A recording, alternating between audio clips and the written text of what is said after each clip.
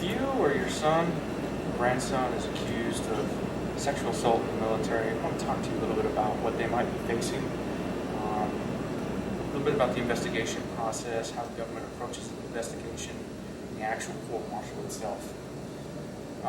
Typically what you have is a alleged victim who makes an outcry. The outcry is made either to someone in their command or to some investigating agency. What are the agencies out there? Well, it depends on your service. It's OSI, NCIS, CGIS if you're in the Coast Guard, or CID for the Army. What these agents do is they actually sit down with the alleged victim and they start this rapport building stage. They start to get to know them a little bit. They're there for them. We're here to help you. You've been through a traumatic event. Tell us your story. Now, these interviews last anywhere between 6 and 10 hours. They're long interviews. And the other interesting thing is these interviews aren't taped. They're not videotaped. They're not audio taped. The only thing that you see at the end of these interviews is some sort of written statement made on behalf of the alleged victim or the investigator's notes. Either or, sometimes both. On the other hand, if you're the accused, or your son or grandson is the accused, they actually videotape his interrogation. Now, he has the option to invoke his rights, and he should. But most of my clients end up contracting with me after they've already made a statement, so by then it's too late. I have to deal with the statement itself. So after they've interviewed the alleged victim, then they go about doing an investigation. Many times the next person that they'll interview is any collateral witnesses that may have been near or at the actual scene or the incident, if it was a party or whatever it was. And then the last person they'll interview, of course, is the accused, the subject, your son, or you. So how do they approach investigating you in particular? Well, it's interesting. When they sit down to question you, they do the same thing they did with the alleged victim. They build this rapport with you. They want to talk to you. If you're from Arizona, they'll ask you whether or not you like the Cardinals or not. Okay, something like that. And, you've got brothers and sisters, and they'll really try to massage out you, make you feel good, so that you, quote-unquote, confess to whatever it is they think you did. And agents will go as far as they can. They will lie. They will bold-faced lie to you about the facts that they have already gathered in the case. For instance, I had a client who was accused of sexual assault, and the NCIS agent had interviewed a third party who saw what happened the day prior to interviewing my client. And this third party said, I observed consensual sex. He was like, oh, okay.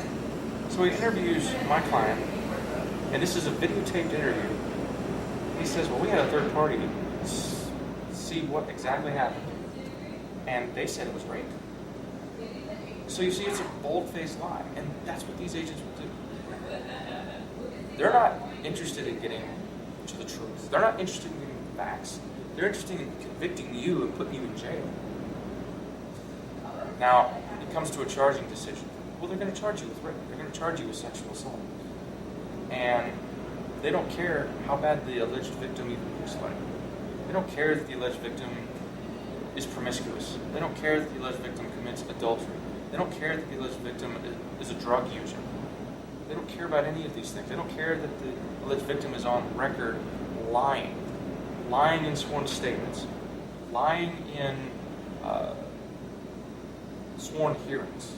Article 32s. I've had victims lie at the Article 32. I've had victims lie in the actual court-martial. In the court-martial. I had a case recently where the alleged victim said that she didn't have sex with her boyfriend until right before she submitted herself for a sexual assault nurse examination.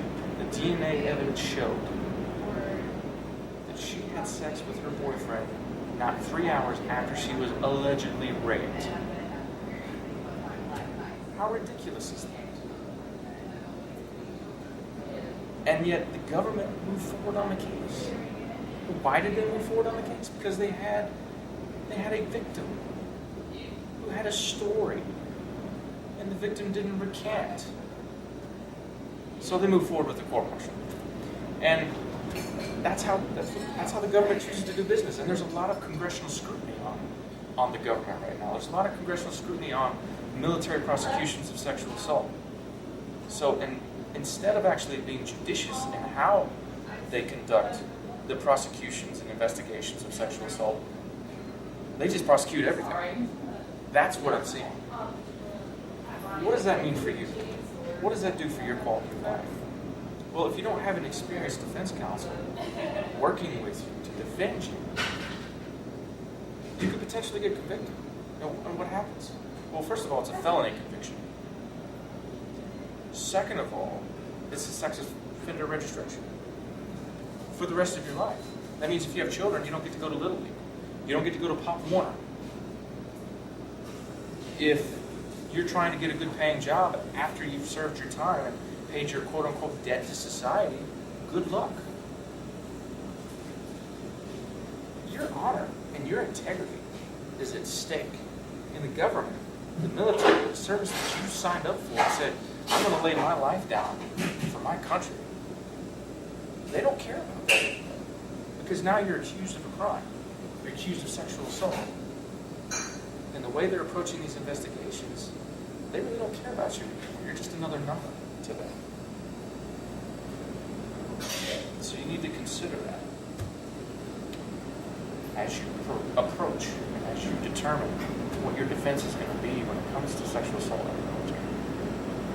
So if you have further questions, pick up the phone, give me a call. It's at the bottom of the screen. Shoot me an email. I'm there. Answer any questions that you have. Appreciate your time. Thank you.